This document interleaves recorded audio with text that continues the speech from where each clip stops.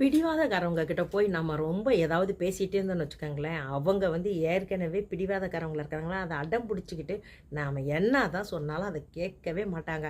அதனால் அவங்கக்கிட்ட நீங்கள் என்ன தான் பேசி ஏதாவது புரிய வைக்கலாம் அப்படின்னு நினச்சோம்னா, அவங்கக்கிட்ட அவங்க புரிஞ்சுக்கிறவும் மாட்டாங்க.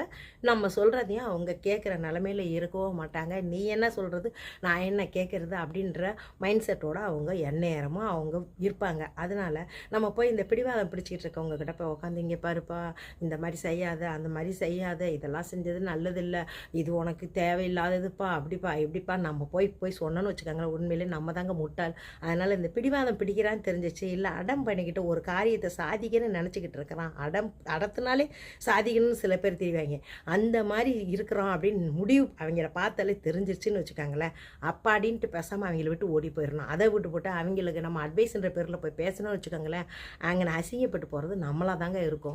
என்ன சொல்கிறீங்க? அதனால் இந்த மாதிரி பிடிவாதக்காரங்க கிட்ட எந்த வேலையும் நீங்கள் வச்சுக்கிறாதீங்க அப்படின்றது என்னுடைய அட்வைஸு. இன்னொன்று அதுக்கப்புறம் பார்த்தீங்கன்னா, இந்த ரொம்ப ஒன்று புரிஞ்சு புரிஞ்சு அவங்களுக்கு நம்ம என்ன சொன்னாலும் புரியாது.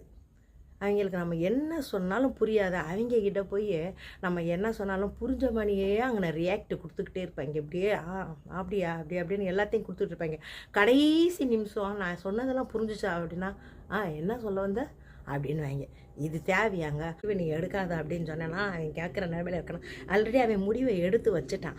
அவனை போய் நம்ம மாற்றுறதுக்கு நம்ம யார்?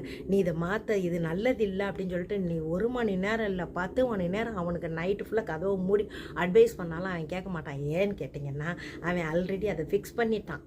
அவன் நினச்சதை அவன் முடிக்கணும்னு அவன் முடிவு பண்ணிட்டான். நம்ம போய் அங்கே போய் உக்காந்து சொல்லி இதெல்லாம் வேண்டாப்பா, இதெல்லாம் நீ செய்யலாம், உனக்கு நல்லதில்லை, அப்படி இல்லை இப்படி இல்லைன்னு சொல்லி நம்ம உட்காந்து பேசணும்னு வச்சுக்காங்களேன், உண்மையிலேயே அது வேஸ்ட்டு ரொம்ப வேஸ்ட்டாக மாறிடுங்க.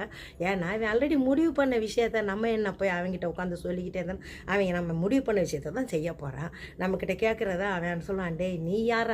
அவனுடைய பார்வையே வந்து நீ யாருடா என் முடிவை மாற்றுறதுக்கு அப்படின்ற மாதிரி இருக்கும். அவன் பார்வையே அப்படியே வித்தியாசமாக பார்ப்பாங்க. இந்த மாதிரி ஆளுங்க கிட்ட போய் நம்ம பேசணும்னு வச்சுக்கோங்களேன், அப்படியே வித்தியாசமாக அப்புறம் அப்படின்னா இதெல்லாம் தேவையாங்க.